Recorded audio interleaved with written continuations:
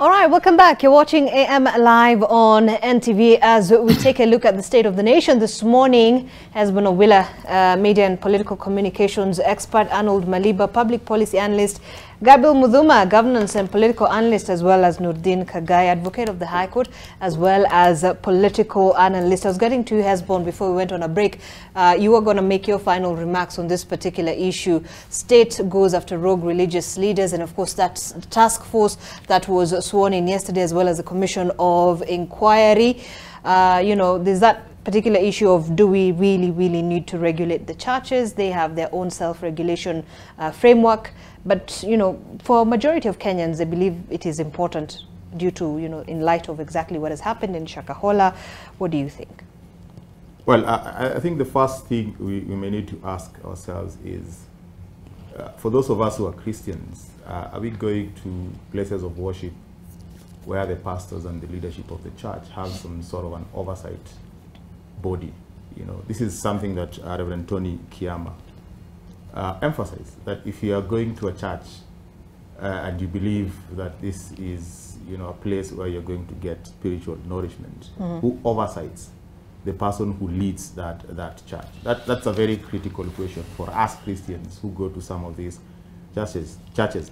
But then the second thing I would want to say is that I'm a parishioner, and in my local parish, whether in Nairobi here or in Suna East where I come from, do I have pastors who have 20 plus accounts with millions of Kenya shillings?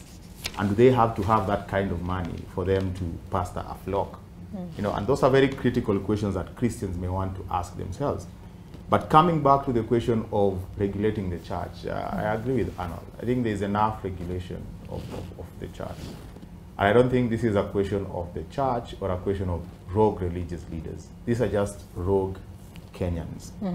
And instead of straying our bullets on the church, we need to ask ourselves what is happening with our criminal justice system.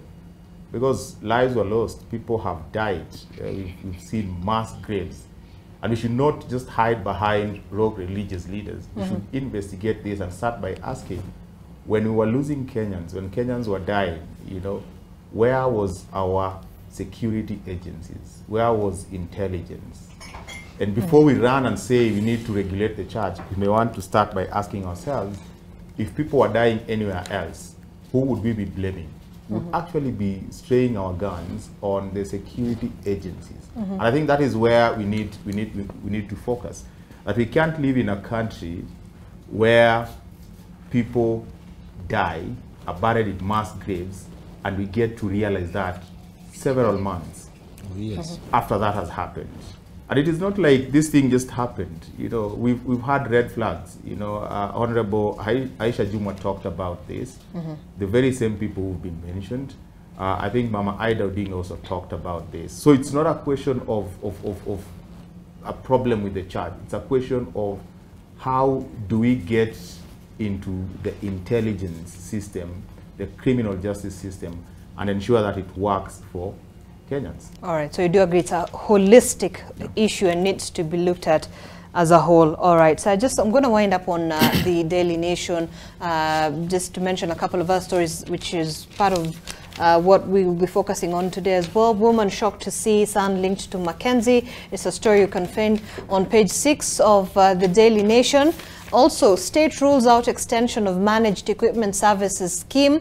That's the national government yesterday ruling out extension of the controversial managed equipment services program with county administrations. Also in the Daily Nation, student killed by a stray bullet during fracas in Kisumu.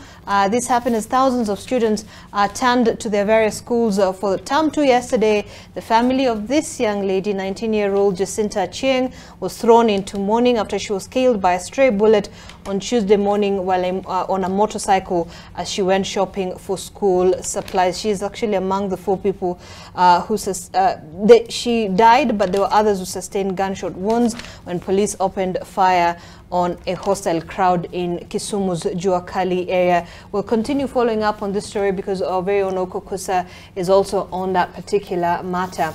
And another story just adjacent to that we'll also be having a conversation on. I don't know if you can see it at the very adjacent story here. Kanini cancels Uhuru meeting. Infighting in the Jubilee Party has intensified after a faction led by East Africa Legislative Assembly, a Member of Parliament Kanini Kega, suspended a special national delegates convention called by the party's leader, former President Uhuru Kenyatta. The Kanini Kega faction and another led by former Ndaragwa MP Jeremiah Kioni are battling for control of the former ruling party. In a statement signed by Kega, the group said the party would issue a notice calling for a special national delegates conference. I'm going to wind up on paper because this is what we're getting into after that. Also, REREC sells electricity to Kenya Power in dollars. You can find that on the 12th page of the Daily Nation.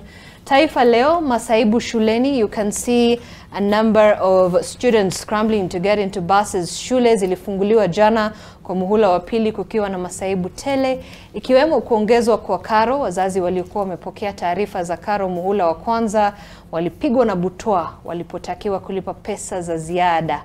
Hii inatokana na hatua ya serikali kutangaza mwaka jana kuondoa ruzuku ya 8,500 iliyokuwa imewekwa na serikali iliyotangulia. There's another big issue that is now facing the education sector in the country, and I'm just going to hold on to that particular story because we'll be having a conversation tomorrow on the same.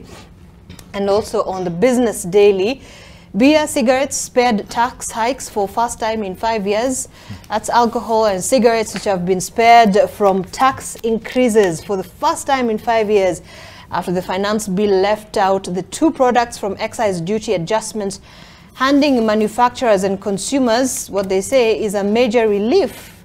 Now, the two products, alongside betting and luxury items, had become an easy target for excise tax increases by the president, and that's majorly from the previous regime, which unleashed back-to-back tax increases on what they called the sin industry, as it sought to raise additional revenue. We'll also be getting to that, but also on the East African, this is what we have. China takes over ECOP funding. That Stanchart walked back on $5 billion funding dollar deal over project pollution concerns, leaving Beijing to pick up the tab of the Uganda-Tanzania cross-border investment. That's what's happening regionally as well. Visits by world leaders expose Ruto's rising star on the globe. They say the president battling legitimacy challenges at home has become the region's poster child of diplomacy. It's on page 8 of the East African. And also over 300 deaths have been reported so far in the DRC Rwanda floods. That's what is also happening right now. And on the Standard, just to leave out the Standard, let's see what they have. Okay, so it's disappeared. Okay. Oh, there you have it. This is what the Standard has on the front page. Ruto, this is my problem with Uhuru. President, in a candid forward in the book For the Record, which has been authored by Aidan Duale, opens up on where the rain started beating his relationship with the former president and why he thinks it all went south. This is on page 4 and 5 of the Standard newspaper. If I may get that, I think there you have it. And you can get that report there on the Standard. I think we will come back and review that once I settle my paper. But this is what we intended to have a discussion on, gentlemen. It is on that particular matter. I've lost the paper, but of course we did mention it a little earlier on. It is the battle for Jubilee. There has been a lot of wrangling with regards to really who is on the leadership table of Jubilee. And there's a lot happening. Let me begin with Gabriel. What do you make of what is happening in Jubilee? Sabina Chege was installed as the new party leader, overthrowing, taking over from the former President Uhuru Kenyatta.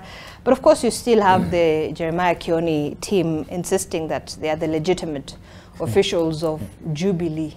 What do you think is happening? Zainab, first of all, and this may sound a little bit edgy, it's unfortunate what is happening to a once respectable, highly regarded party or coalition like Jubilee.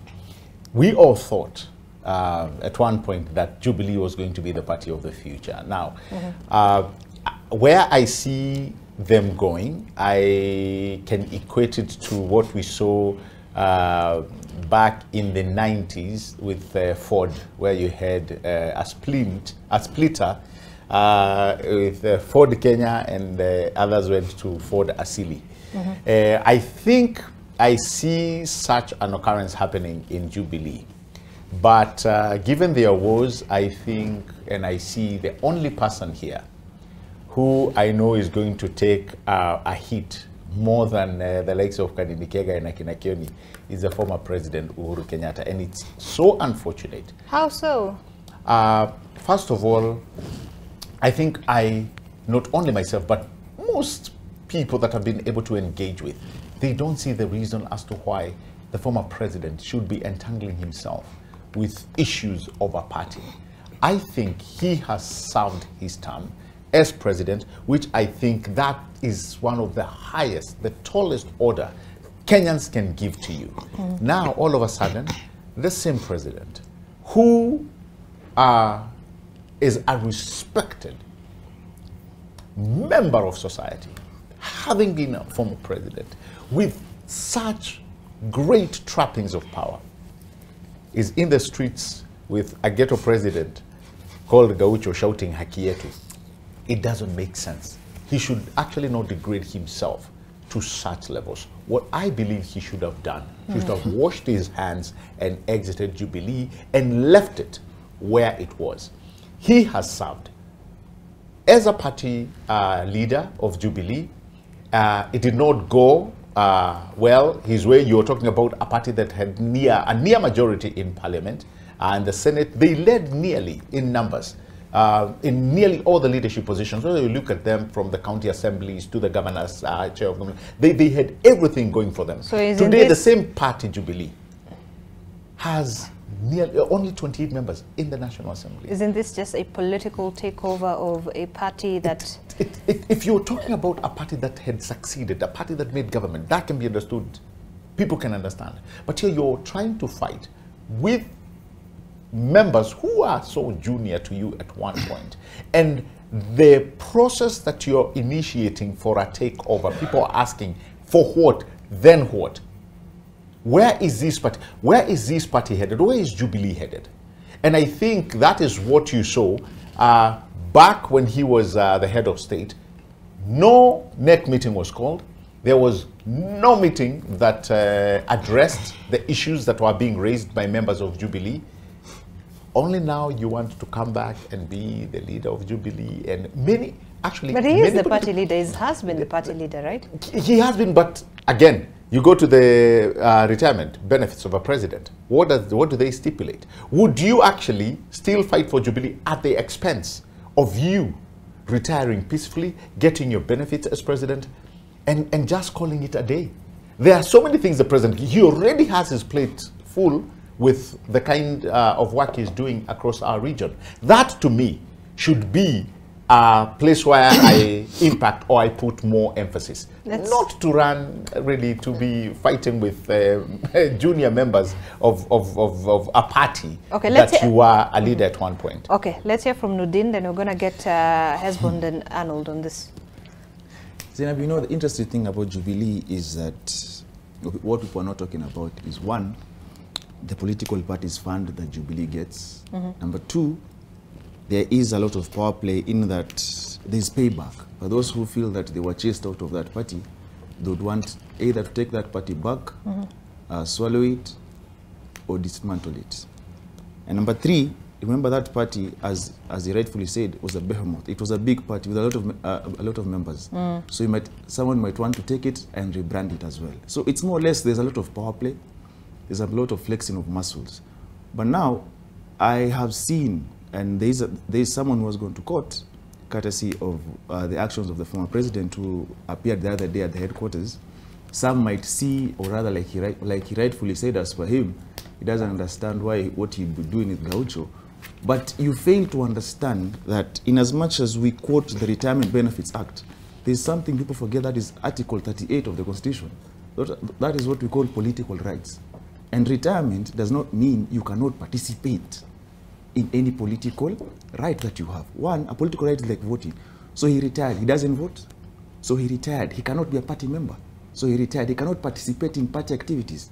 And that is why I'm saying it's going to be interesting, because the matter is live in court. Because the same article says that any citizen has political rights, like I mentioned, to vote, to be a member of a political party, to participate in but what does the law state with regard to, you know, a former president enjoying his pension payments with regard, or, you know, with regard to him being actively, you know, in politics? Is he supposed to, you know, step aside from active politics? The reason why I'm saying it's going to be interesting, and not to give a legal opinion to whoever will defend him in court, is that I quoted the Article 38, all right?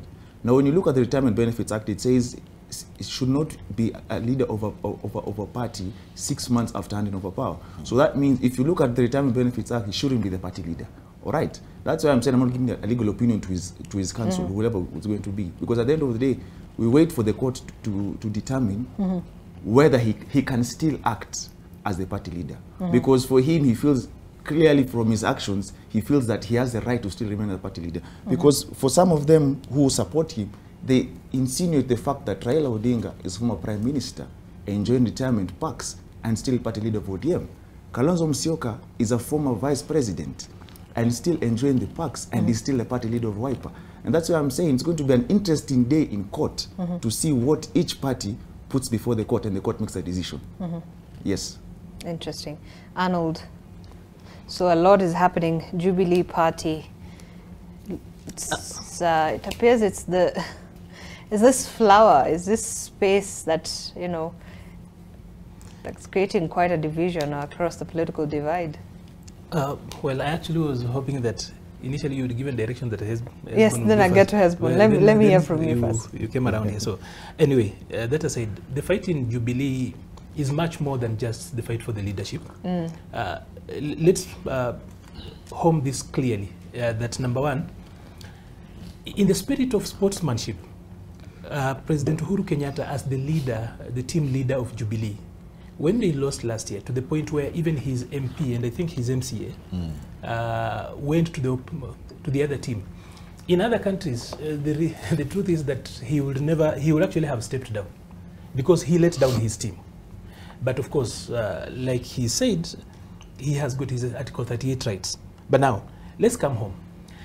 The problem with Jubilee at the moment is not so much about the party, but about Mount Kenya. What we see here is a situation where Mount Kenya is wrestling among, or rather, there is a war within Mount Kenya on who is, quote unquote, we are a country that is obsessed with having kingpins and leaders of regions. And so for the first time, there are two bulls in the ring, that is the Mount Kenya kraal. There is the deputy president, a sitting deputy president, and a former president who has refused to call it quit or just go home the way Kibaki did. So I'd really love to see a situation where former President Uhuru Kenyatta is fighting Sabina Chege.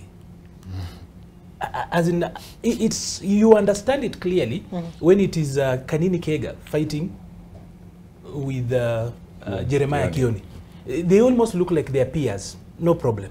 But then the former president fighting that girl from Muranga, as in there is everything wrong with it. Whoever advises him, and of course the president has got his Article 38 rights, he can associate. In fact, to the extent that Article 38 remains the superior authority, then it means that the Presidential Retirement Benefits Act, that particular provision that he should not be a member of a party or whatever, of course, would definitely come off as unconstitutional. So, free, fair, and okay on that. But then the real gameplay here is to try see President Uhuru Kenyatta fighting Sabina Chege on the other side for the position of a party leader. The whole idea here is that there is a feeling in Mount Kenya that in that particular backyard, the issue of who is the leader has not been settled. So that war has just moved into Jubilee, but then it's a bigger war that is beyond the party as it were. Right. So where do we go from here? If you get to a place as a former president where Kanini Kega is cancelling your meeting, okay, even if it's cancelled in courts, that's everything around that particular issue is wrong. That's why I think the president should, out of the respect and the legacy of what he has done, he actually needs to divorce himself from this mess, because do you think the former president is at a disadvantaged position by the fact that, first of all, it is a majority of the members within the Jubilee Party who are already siding with this other side, you know, the Kanini Kega side? He should actually allow the party to chart a new way. Like I said, he was the leader of the nation then, and also the leader of the Jubilee Party when they lost so badly. A number of people in Jubilee who ran in central Kenya, they knew that with him as president and the leader of Jubilee, he actually was going to shield them against the UDA wave. He did not. So if he sticks around there, a number of them, you know, when you see people like Ngunjiri Wambogo, for example, now, Uhuru Daihad now coming out and actually saying it's time he actually left the party to chart a new way forward. It's a conversation that Uhuru actually, or rather whoever is advising him or whoever is dragging him into this, because I think the former president is busy doing other things. Somebody somewhere is really keen on using him as a shield to keep on dragging him.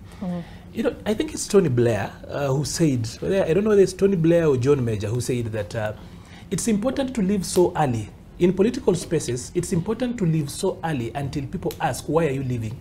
As opposed to stay for so long until the question becomes, when will you leave? So for Uhuru, it is in his interest to move away from this. You know, when you see the former head of state now moving around with Gausha, not that Gausha is any less of a human being, but then there's just the way. Would you think of Kibaki doing that? Isn't this a matter of respect, a matter of, this is my party?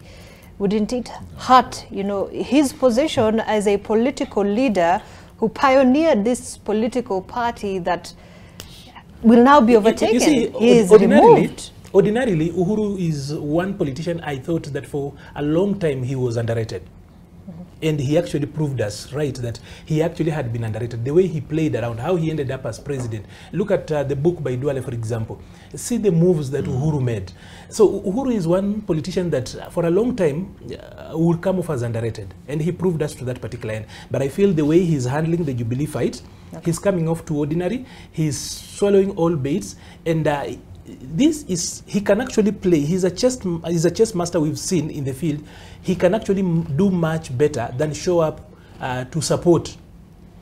You know, as Uhuru Kenyatta, if you have to show up in person to defend your quote-unquote your SG, there is definitely a show of having blade power. You actually have lost power. So I think it's in his interest to actually just move away and play this game from afar, because he's now fighting with the younger people. And then I'm just trying to say this. Uhuru Kenyatta versus Sabina Chege. I don't know how you look at that. It's not just right. It's not something the former president really wants to engage in. He should move away from this.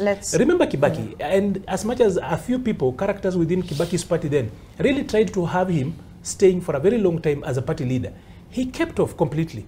It went to court for a very long time and push and pull like this. The former president should move on. He has got so many things to do, including even starting a new party, which will still have the same influence if he really wants to become a leader of a political party. But this one here, where Uhuru Kenyatta, the son of Ngina, is fighting Sabina Chege on the other side, that is a tad too low a bridge for him to cross. Hesbon, I see you're laughing. What, you don't agree with that? I totally don't agree with that. I think we are reducing this to something that it is not when we say that President Uhuru Kenyatta is fighting Sabina Chege. You know. But let us just go back to a bit of history of some of these leaders who are now claiming Jubilee leadership. One is that these are people who took a position. They decided to support President Uhuru Kenyatta, Raila Odinga, and Azimio.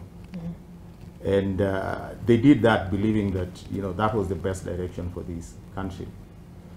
But immediately it became clear that William Ruto is the president of this country. They jumped ship. And it tells you a lot about these leaders, you know, that it was not really about the people that they represent or the party that they believed in. It was just about themselves. Because if you ask me, they're not laying claim on Jubilee for the interest of the Jubilee members or the constituencies that they represent. And this is the wider Mount Kenya region. They're actually doing this for themselves. You know, and it is unfortunate that we have that kind of leadership, you know, perpetuating the politics of deceit in this country. That 6 months ago you believed in something, and then today you strongly believe in something totally different without any clear rationale to that change in position. And you know, it has been attributed to a journey to make this country, you know, a one-party state. You know, and there are so many indications to that. Now, ask yourself, why would President Uhuru Kenyatta come out to defend Jubilee? He's not coming out because he entertains fighting the likes of Sabina Chege or Kanini Kega. No, this is not a fight about Jubilee, you know. And it is not even a question of President Uhuru Kenyatta coming against these individuals. It is becoming increasingly clear that it is not Kenyatta against these political leaders. It is Kenyatta against a powerful force. And it is anyone's guess who that powerful force is. And we cannot run away from the fact that this is not a fight to take over Jubilee because of resources. This is actually something that gets to the heart and soul of multi-party democracy. And we can't run away from that. That you have a situation where Kanini Kega calls for a NEC meeting without any Jubilee constitutional backing to it, and we want to entertain that. How does it make sense? Then the party leader, I mean, the way to convene Jubilee NEC meetings and NDC is enshrined in their constitution, and it can only be done by the Secretary General or the party leader. Now, who is Kanini Kega? Who is Sabina Chege? Within the presence of their legal instrument. Let me just finish. If we entertain the likes of Kanini Kega calling NDCs or cancelling NDCs, then what we are saying is that today they get away with that. Tomorrow, the renegade ODM MPs, including Jalas, Mark Nyamita, my friend, and all the other ODM MPs who have since decamped, can call NDCs and do anything that they want. That is what we are talking about. That an individual who, I mean, Kanini Kega, I think, is the director of elections in Jubilee. So the director of elections in Jubilee, who is now a renegade Jubilee member, who attends Kenya Kwanza PG meetings, and we saw him being capped with UDA caps. But remember, he's a member of the Jubilee Party. If that is the kind of there was a National Executive Council meeting that was held in Naivasha. Called by the members of the Jubilee Party. I think it was the chairman, if I'm not wrong, of the party. Yes. And when that happened, there was this installation of new officials of the party. And this was then forwarded to the registrar of the political parties. And so, at this point, of course, it's still a bit vague. But we did speak, by the way, to the registrar of political parties when we invited David Murathe here for a conversation.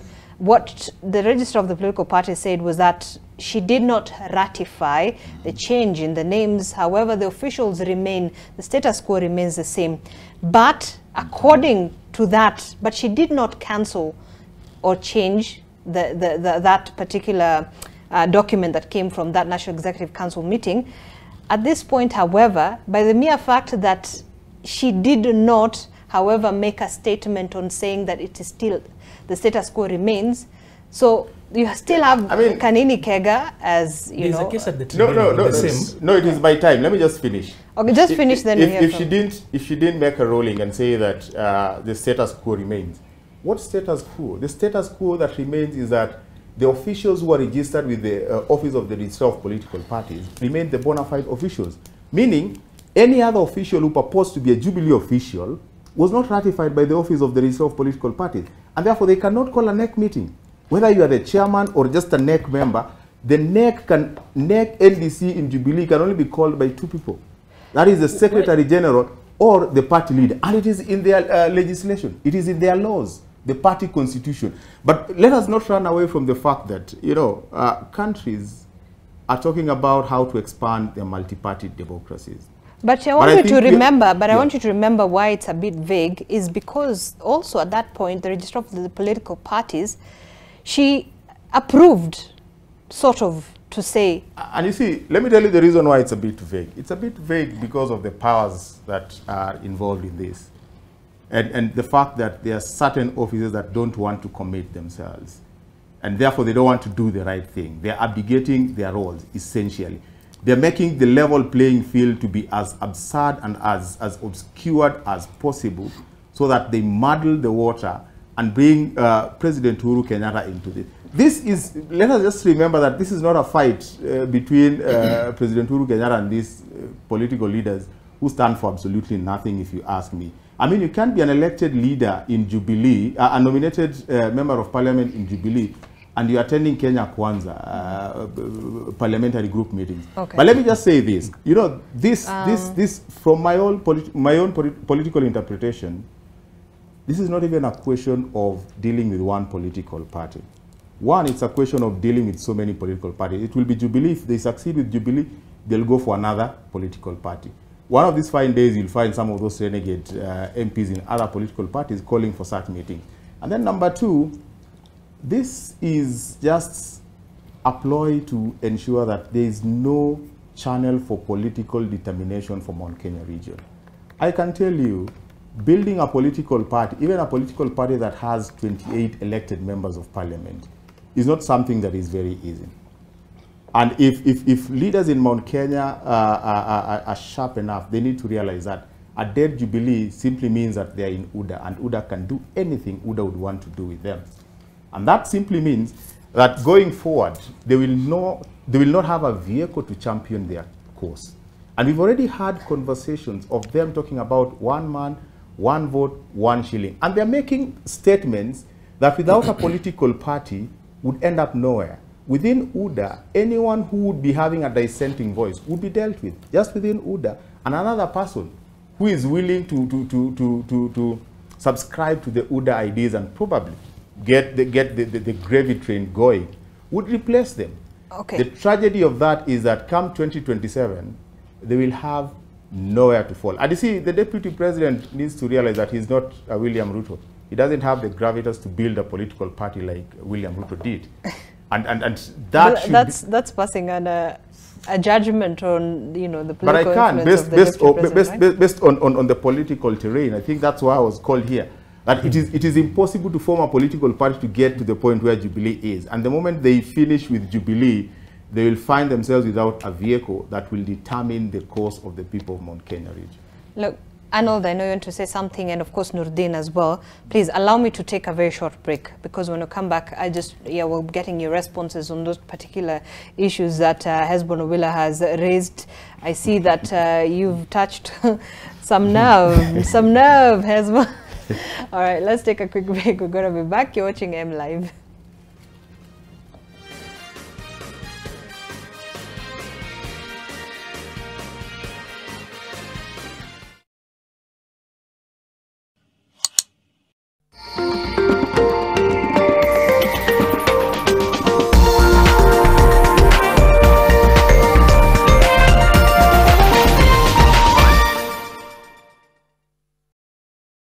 On my dark marks, I've tried everything from A to Z, even vitamin C, but hardly any results. Nivea Lumina 630 works from day one, with visible results in just 2 weeks and 71% dark marks reduction in 12. Join the 1 million women already using the #1 Lumina 630 from Nivea.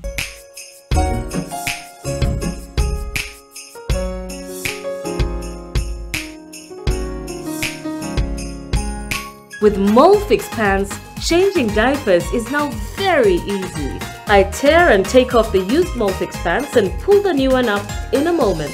Wrap up the used diaper and throw it away. Come on, mothers, try Molfix baby pants and be part of our happiness movement.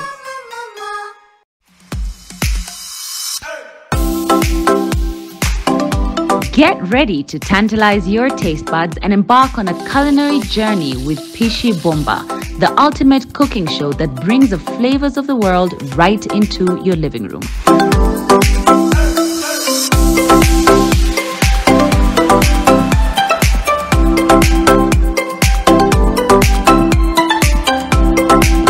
Tune in this Sunday at 6:30 p.m. with me, Claire Karatu, for a mouth-watering adventure. Pishi Bomba, in association with Coca-Cola. Make your mealtime more magical. Buy any participating pack.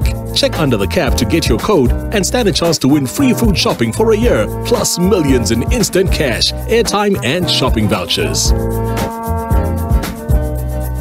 Pata taarifa teke na e-paper. Stay in the know on the go. Getting the full story bilangori. To sign up, choose your preferred subscription. Use the promo code SUBZ22 to get 20% off and pay. Get your favorite newspaper and enjoy the truth anywhere, anytime. For inquiries, email epaper@ke.nationmedia.com or call 0790 111 111. Subscribe today and get your taarifa teke.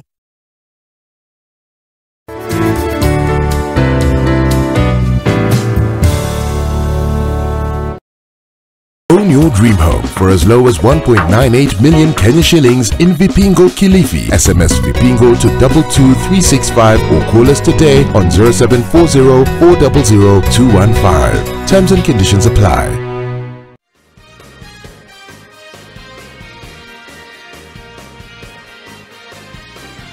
All right, welcome back. You're watching M Live on NTV. It's all about what is happening in the Jubilee Party as we wind up on that conversation. Nudin Kagai, let me give you an opportunity to make some of the remarks you wanted to make. Then I'll get Arnold Maliba as well on the same. Hesbon did mention a couple of things, but Jubilee has been having a lot of issues recently, and maybe the question I would perhaps ask is then, look, with all these things that are happening right now, at the center of this entire thing is the former president, Uhuru Kenyatta, who seems to have lost his influence on that particular party. Then what happens next? Should he, like what Arnold says, just step back and, allow for the, system to take its course and allow the likes of Kanini Kega to now just, take over that particular party? Of course, there is need for a change, a generational change of leadership at the end of the day, because we all can't live forever. So the earlier you do it, the better. But I just have 2 points. Number one, on matters Jubilee, they went before the Political Dispute Tribunal. Right. When that happened, they were sent back. The order was they should first settle their matter internally. Right. So they had not exhausted their internal mechanisms of settling disputes. Which is actually ongoing. Now, immediately that was done, the former president then issued a notice for the NDC. Right. And then Kanini Kega issued the statement that Sabina is the acting party leader.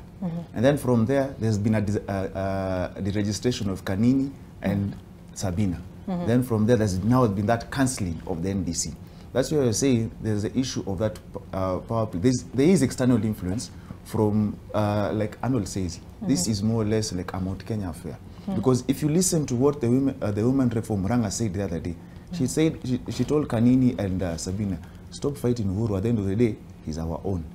If that party, as you see, you do not fit in it, let it go.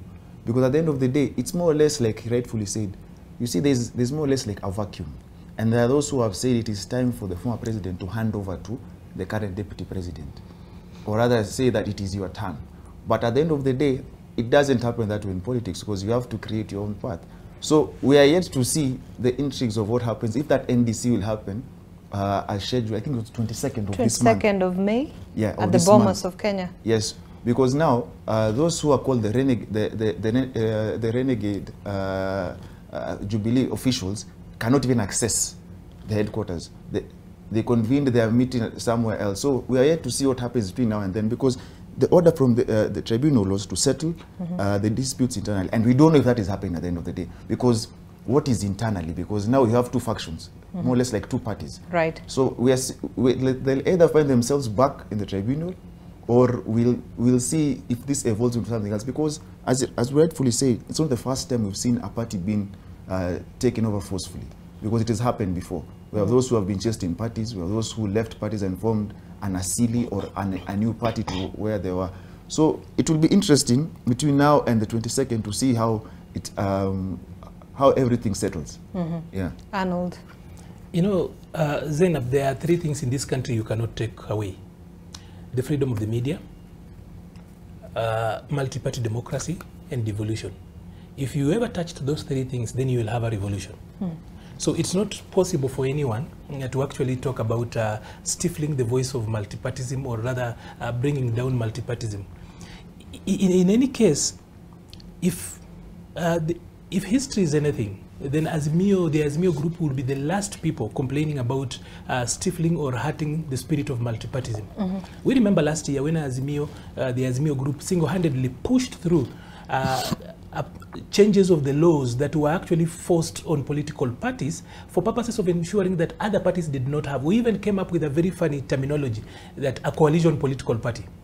We saw at KICC, and I think we were seated here when we were asking, we've actually been borne out to be right, when we were asking, did those people see what they were signing? We saw in Azimio, people signed what they did not know. They were not given copies of the agreements they read.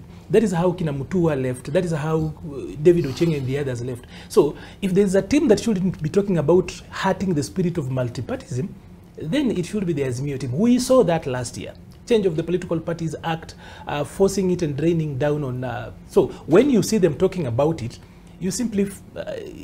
you chuckle because you remember that last year they actually played worse. So today, there is a war in a small party somewhere. A little bit of a small war. And now they want to make it look like somebody else is killing multipartism. I think, if I'm not so wrong, Kenya has got about 89 fully registered political parties and over 100 political parties at interim level. So, does it really mean that if Jubilee stumbles or staggers, then multipartism has been hurt? That is a very simplistic way of looking at it. The only problem that I see why, for example, a section of ODM, specifically ODM and then other parties in Azimio, are worried about what is happening in Jubilee, is that then it will give ideas to younger people. He's spoken about generational handover in other parties, for example, to take over. Why ODM is actually concerned with what is happening in Jubilee is not about multi-party democracy, that somebody is killing multi-party democracy. You can't do away with with close to 90 political parties by killing Jubilee. Jubilee does not live and breathe for the other parties. Again, if you did away with the Jubilee today, it doesn't mean that in 2027 Mount Kenya cannot come up with a party. In this country, sometimes we don't know the vehicle people will run on until at the tail end as we get to election. That is when a party shows up. So it's not true. Hezbollah was really pushing the idea that if Mount Kenya, if Jubilee goes down, then somehow they will not have a vehicle. Out of close to 100 political parties, those guys are headless. They cannot figure out a party to use? No. The only fear people have about what is happening in Jubilee is that, number one, of course, power is never given. It's taken by force. So we really have to look at it for what it is. On the other side of ODM, for example, there has been a stalemate where people are unable to breach a certain ceiling. So, but if a former president like, Uhuru is a little bit heavier, so if there's a push out of Uhuru from Jubilee, then some guys will actually start thinking, I think this can be done. You know, when our people went to fight for the Second World War was so good for us as Africans. Because when our people went to the Second World War, including my great-grandfather and the other people, they realized that these white people were not infallible, that if you shot, they died. Then when they came back here, they said, okay, we have realized that these people are just human. They cry, they fail, we run when we are beaten. So clearly, what is happening in Jubilee is sending some signals to other people in ODM, and that is why you will actually see people getting very worried. You saw him talking about his friend Nyamita and the other people. He's worried that they can try and do that in ODM, which is actually good. And I see Arnold, that is democracy to ODM, which is very unfortunate. Wait, Arnold, I see this is democracy. If guys went to the dispute so whatever you say suddenly doesn't sit well I'm with just saying, at least I know. I'll get Gabriel, then we'll get to you. Kindly, can I just okay, just wind up, Arnold. Yes. I just needed to say this, that what we are seeing today, that is the spirit of democracy, the push and pull. That is, that is internal. They are solving it internally. The registrar does not ratify these things. It's a registry. They receive, actually, the register of political parties has got only one role here, to receive the eventual winner. Because that is a political process. Whatever is happening is a political issue. It's being solved through political means. Why are we not talking about somebody removing 2 members from a political party illegally? You know, you are quote unquote deregistering Kanini Kega. You are deregistering Sabina Chege, as in without following the law, for example. So why are we not talking about that? So the registrar of political parties will only receive the eventual winner so long as there is compliance to the law. So whatever is happening is legal. There is nothing illegal around that. But that is a small matter, and it is the delayed succession in Mount Kenya Okay, let's hear from Gabriel very quickly. Again, we wind up on this particular matter. An amazing debate.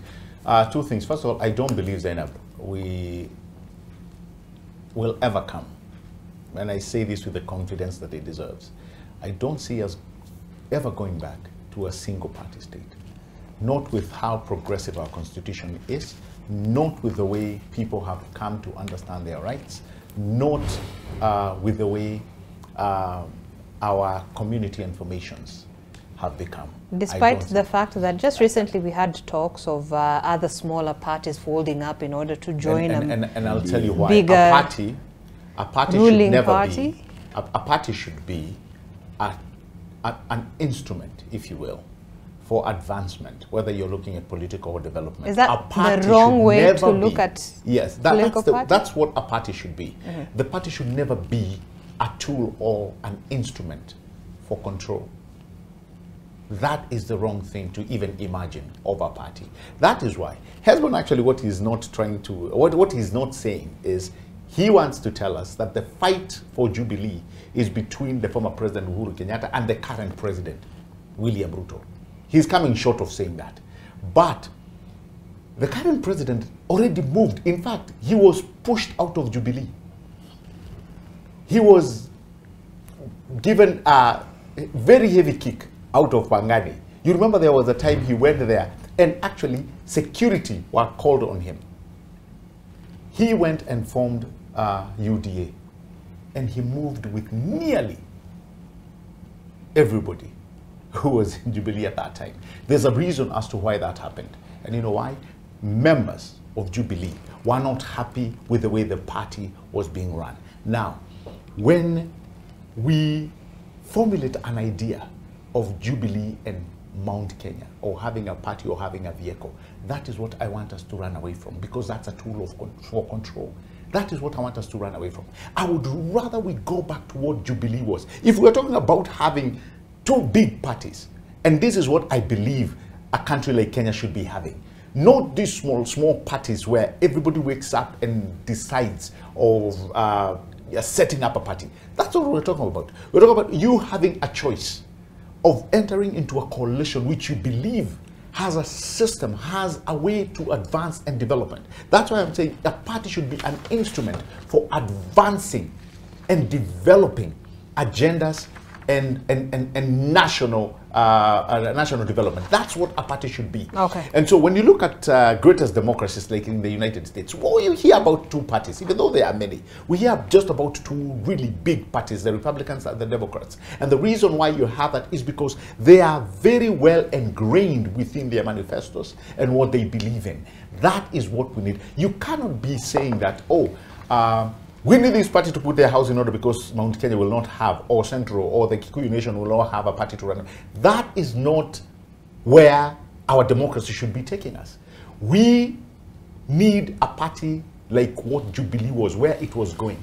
Remember, it had so many members who did not come from Central. They were all of us scattered into the entire nation. That is what we need. And that's where when people come and say we need a big party that has a national outlook, I will always support it. That is what ANC is all about. That is what our neighbors, the CCM, yeah, that's what the Chinese Communist Party. These are bigger parties which have been formed based on ideologies and way to deliver advancement to. But you agree that that's something that we lack in our political parties, that hygiene, that ideology that drives political parties, right? Of course we do. Of course we do, because everybody waking up, they want their own smaller party. Now, if you're talking about stifling democracy as far as parties are concerned, I think if there's anything we saw which made many people cringe, is a ruling party going to bed with the opposition. That to me was a no-no. And that's why between 2018 and 2022, you did not know who was in government, who was in the opposition. That to me was a direct point to but also how I want us to move. You should always have if you are talking about being a democracy, right, you should always have an opposition. Just one line. You know, ODM last time refused to be in opposition and joined government. Jubilee at this particular time does not want to be in opposition. It wants to go to government, and ODM is holding them to remain in opposition. That is unfair. Okay, Zainab, it has gone very quickly, because I just want us to take a one, look at I think they are making conclusions to statements that I made. And I want to say that some of those conclusions they are making, especially what Gabriel just said, is true. But let me pick from what Gabriel has said. I mean, political parties should not be tools of controlling the electorate. They should actually be vehicles of serving the electorate. And it is true that we need nationalistic political parties that will transcend the tribal, borderlines. That is what we aspire to have. But the reality of multi-ethnic democracy is that political mobilization is along tribal lines. And we cannot run away from that reality. And whereas Gabriel is talking about political parties not being tools of control, what we are seeing is an amalgamation of all the political voices around this country into a behemoth of a political party called UDA. And that is why UDA is even convincing parties in Kenya Kwanza to join UDA or ship out. I mean, those are conversations that are going on. So if political parties are not supposed to be tools of control, then it should cut across board. We should not have a situation where individuals and political parties are coerced to join a political party, because then we risk having one political party that will be a tool of control. And when you talk about multi-party democracy, it is not as simplistic as Arnold wants to put it, that if you kill one political party, then you're going to have a single party rule. It is a journey. It is a journey that when started, and they've absolutely made it clear that there is fear that if this happens in Jubilee, it might happen in other political parties. And what I'm saying is that if it happens in Jubilee, it means that Jubilee will be killed. And if it is going to happen in other political parties, they will be killed the same way. You cannot allow a situation where any other ragtag and bobtail in a political party can wake up and say that we are going to have an NDC. That is totally unacceptable. That is but isn't it interesting that when you say that these are a majority of members within this party that have decided they want to move in a certain direction? You see, we need to have the context of this majority. At what point they decide? They decided to make that move after meeting the UDA top shots. But what is wrong with that? Yeah, you see, there is a problem with that, because they are masquerading as individuals who are acting on their own volition, yet we know it is not. Well, so when you talk about Kanini Kega against Jeremiah Kion, it is not. It is powers that are a lot more powerful trying to muscle this political party. Well, we don't know that. From the officials. We don't know that. But so let me just finish by saying this. Arnold invoked the issue of the coalition political parties. That is in the spirit of multi-party democracy. It is what killed URP. That URP and TNA could not be in a coalition of political parties. One had to fold. What that law ensured is that even if you are coming together, the political parties will remain. This is the practice all over the world. In the US today, there are two critical things: multi-party democracy and a plurality of media outlets. Even if media outlets are conglomerating and joining together, the identity of their editorial independence remains. That was the spirit, that the political parties will be many, but if they share a common ideology, they can come together but still retain their identity. Okay, all right. I want us to take a look at this report, because I don't want us to miss it. It was part of the stories we prepared this morning. Well, Kakamega Governor Fernandes Baraza has urged members of Parliament to relook at the Finance Bill 2023, which has sadly proposed a raft of taxation measures, and ensure that ordinary Kenyans emerge as winners when the bill is enacted into law. The Council of Governors Finance, Planning and Economic Affairs Committee chairperson also petitioned Parliament to push for funding for counties with the same zeal witnessed during the clamour for return of CDF.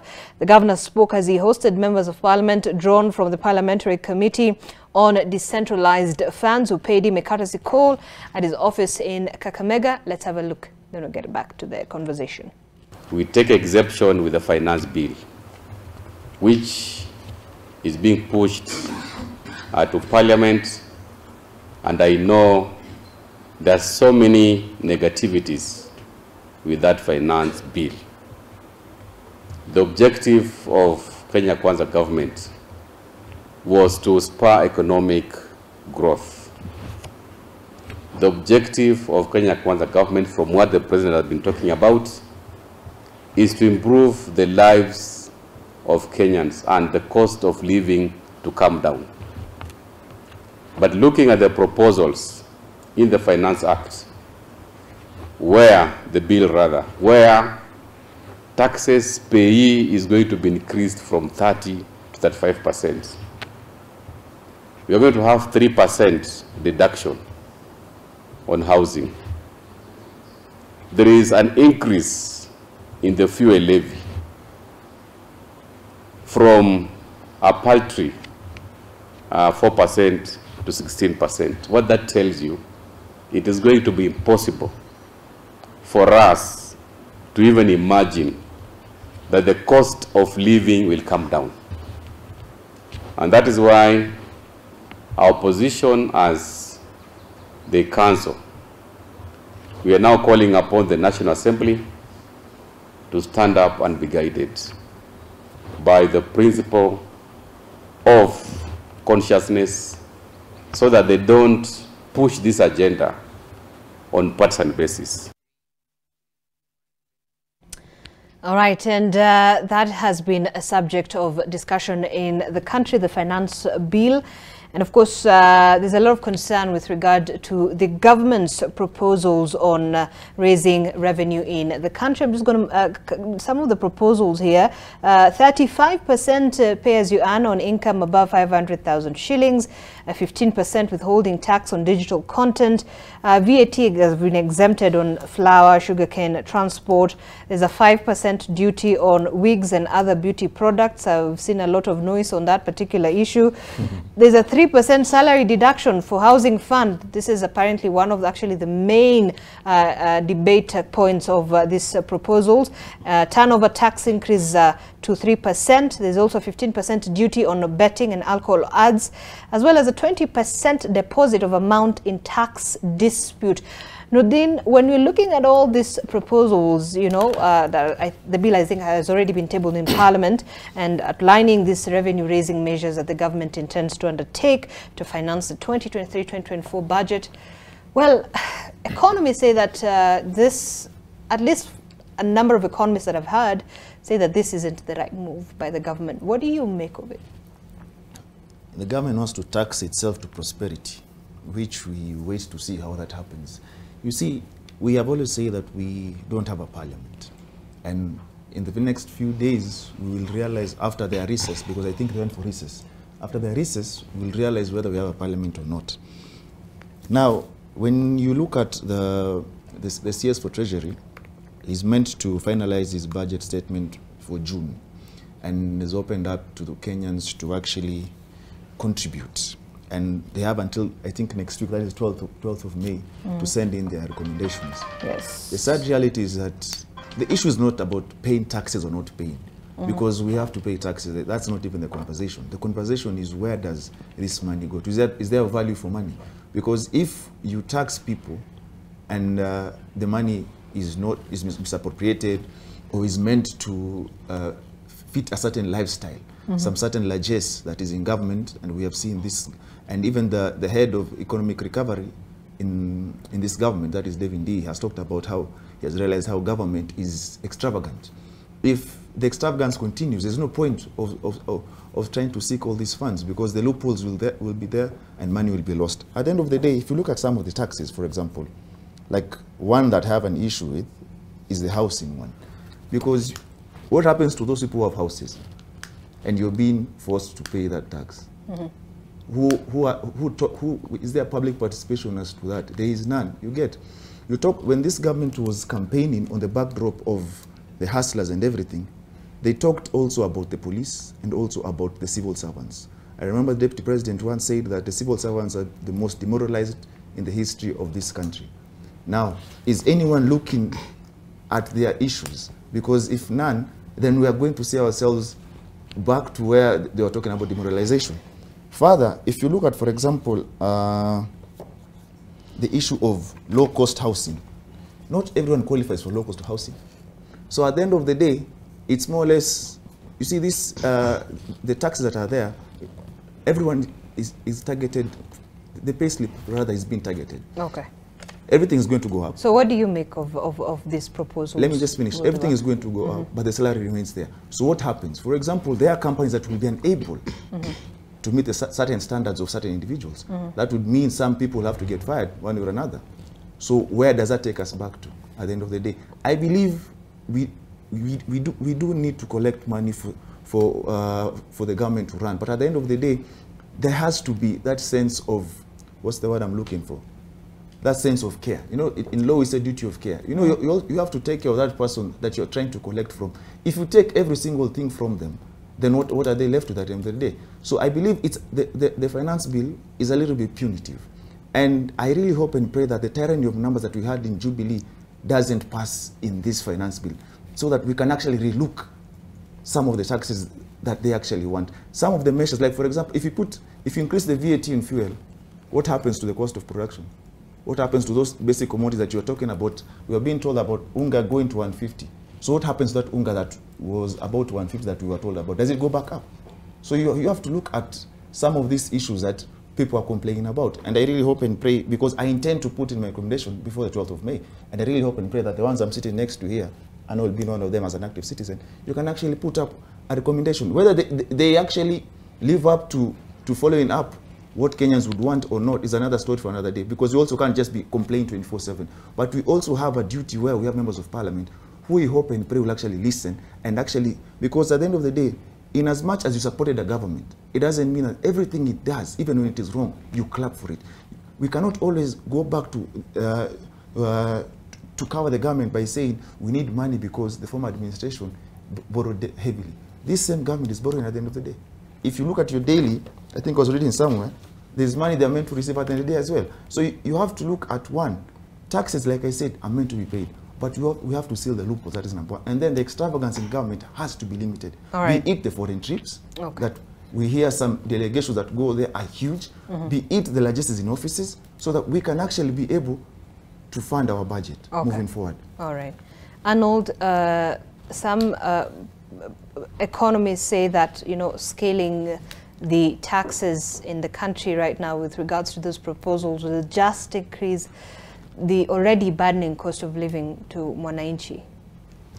Probably we need to look at it. Sometimes when you look at absolute numbers, you get sense and you realize that people do not sit on Harambee House in Treasury and just decide to come up with bad policies and force them down on people. So probably let's start from this particular point. There's been this talk about the increase from 30% to 35% for people who are earning 500,000 shillings and above. Now, we have, if you look at the Economic Survey 2023, we have got about 3 million Kenyans who do pay as you earn.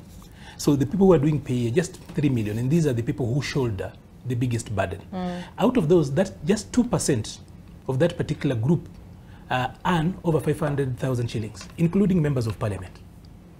So we've been talking about members of parliament earning so much, and probably the need for them to reduce those salaries. We have got a way of reducing that by actually cutting on it through such like moves. So we're talking about, if you talk about 2% of 3 million, that is about 90,000 people. So from where we are, the bill is not entirely about negatives. And when you know the quality, if you want to know the quality of the member of parliament you elected, away from the tialalas and heckling and funerals and fighting, this is the place where you find out. Because if you look at the financial bill, this one you have to tackle it from a pragmatic perspective. What really is going to work? Because let's be honest and fair, this particular finance bill is not so different from what we've had in the past. This is how we've always worked. Of course, there is a little bit of changes here and there. Looking at this proposal on the 500,000 shillings mark, increasing from 30 to 35, that means you are editing Schedule 3 of the income tax. There's this other bit. The 3%? The deduction part of it. Fund? That is not a tax. That is a contribution you are making. And realistically, if we were to look at it from the absolute perspective. But are we trying to solve a problem that's not there? Let's look at this. Zainab, I don't know what your salary is, but then you volunteer to give you a 3% of your salary, and then your employer is forced to cough up 3%. Have you gained or have you lost? And we also should actually tell people that there are 4 exit routes. How many people are willing to do that? Is it in my own interest? Let's start from this point. everything we do is not in our interest a lot of times, including things that are outside of government. Okay. But there are 4 exit routes. After 7 years, if you do not qualify for a housing, you can get your money through so many ways. And remember, it will not just be your 3%. It will be plus what your employer actually was forced to match it up. It's a matching fund. And when we are doing that, are there positives? Let's look at it. Talk about the Commonwealth, the general good of the Commonwealth. We are talking about creating jobs. How do we raise a pool of resources that can actually spur, we're talking about job creation. This will be a part and parcel of that. Today, we talk about every person who is employed has got about 8 people who depend on him. We are trying to ensure that these people actually do not keep on pressuring you for the little you have. By you doing 3% of what you have, just contributing that, your employer being forced to match that. Would you, for example, for a person who utilizes their salary entirely in a month, would they be able to accommodate a deduction of 3% in their salary every month on a constant? We have spoken about income. The need. Is it a healthy way of doing things? No. People are forced to get to that particular end because it's not working. Let me talk about the positives. Very quick. No, we're almost running out of time, and I need to give one of the positives is that we are forcing people to do 24, some people to remit their taxes within 24 hours. Okay. Today, KRA, people owe KRA 1.5 trillion. We call it the tax debt burden. 1.5 trillion is hanging out there. And do we have enough money to pay, to run services and do everything else? No. So there is quite a number of things that are supposed to be done to take us to the projected 6.1% growth in the next financial year, and then that is expected to be sustained in the next 5 years. So it's not entirely negative. And the problem with this is that people are actually criticizing and not giving alternatives. You know, Akili has said here that for him, as an active citizen, he will actually be putting in proposals on how we work around that. Okay. So over and above, we look at where we are, besides shooting down. We have got a country to run, and then we have got people to take care of. Okay. So how do we work out? Bringing in and widening the tax net like they have done. People are complaining about the excise duty, moving it from 1% to 3%, and then bringing it lower from 500,000 to 15 million. It's just one way. 16 million Kenyans work in the informal sector. Okay. Only these 3 million that we are taxing and cutting down are the ones who've been carrying the biggest burden. Now, when we bring it lower, very quickly, we are bringing in a lot of these 16 million Kenyans to ensure that at least they also help us to shoulder this weight. All right. Gabriel, very quickly as well. Yeah, and I actually just emphasize on the point that Arnold has left in. The 16 million in the informal sector versus the 3 million who are salaried. I think this is a very core demographic that we must keep talking about. It is so unfair sometimes, Zainab, to have somebody who is salaried at a very meager salary, give or take about maybe 30,000, and you have here somebody who is making probably nearly 300, 400,000, sometimes even 500,000 every month. You have some of these entertainers who are making a lot of money, yet they are not paying the requisite tax. But you expect that person who is salaried to be paying their fair share. So Zainab, as we talk about this tax, we also need to be very careful that we communicate properly and we communicate the right way. For instance, I had our good friend Wakili talking about the housing tax. If there's a burden that really makes, and here I'm talking about many parents that I know, that makes them cringe every end of the month, is looking for rent. And if you give and provide an avenue, a very honest and transparent avenue, where a parent who is dipping something in the 3%, which again is upped by their employer, knowing fully well that when they are coming to retirement, even if they will go to reserve their husband, they can actually transfer that home to their child or their children. Let me tell you, that will put them in peace. The other thing, obviously, you can get your money back. You're not losing that money. And the reason why I would support such an undertaking is because I've seen it work in so many other jurisdictions. This is how, in South Africa, you ended up with command housing. It is working magic. Even in the US, you still have, even though they call it sometimes the social housing, and many people have labeled them as projects. But if you look at those homes, they did work. And so here you're bringing a society, look at it like a big chama. That's how I would want many Kenyans to look at it. It is not a place where you're putting money that will go to waste or that you will lose. So at the end of the day, you will actually be contributing to a kitty that is so uplifting that now we cannot see it because we are paying into it, but with time, delayed gratification always comes out as the best. Finally, very quickly, Hesbon, it appears that a section of Kenyans haven't really fallen in favor of some of these proposals. Just very quickly as we move forward. Yeah, I think I appreciate how Gabi and Arnold have explained this. The 4 exit clauses, how the housing is likely to benefit Kenyans.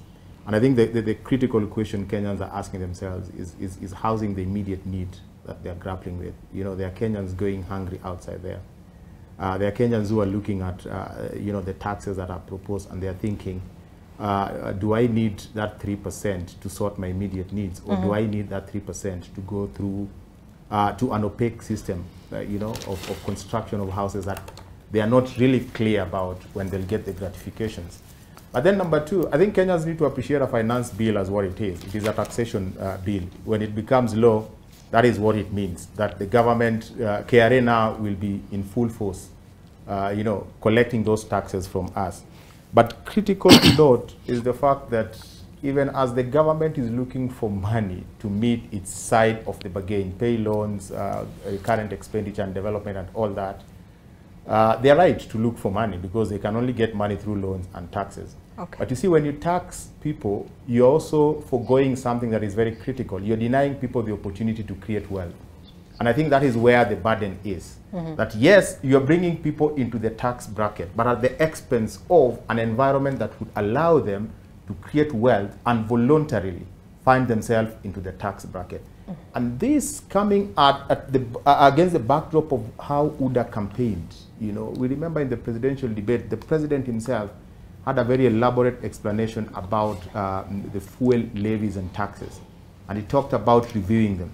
But as you speak right now, the cost of fuel is going to increase if this law is passed in parliament by 8 to 12 bob, 12 Kenya shillings. Now, the ripple effect of that is that there is a high likelihood that so many people who are already in that business that they're intending to tax are going to be run out of business. All right. So I think the bigger picture is what are the political implications on people who believe that this government will sort the immediate problems. All right. And then number 2, what is the long-term goal when you deny people an opportunity to create wealth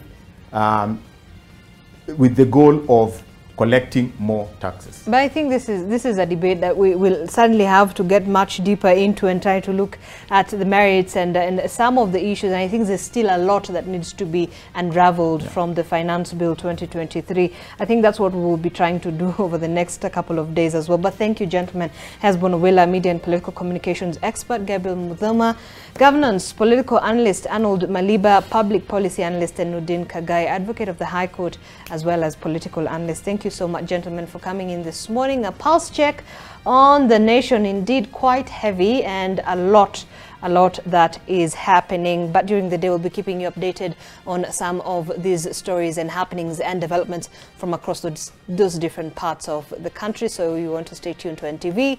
My name is Zainab Ismail. So you have yourself a fantastic day, a good morning. Your world is coming up shortly with Winnie Lubembe. Stay tuned for that. Good day.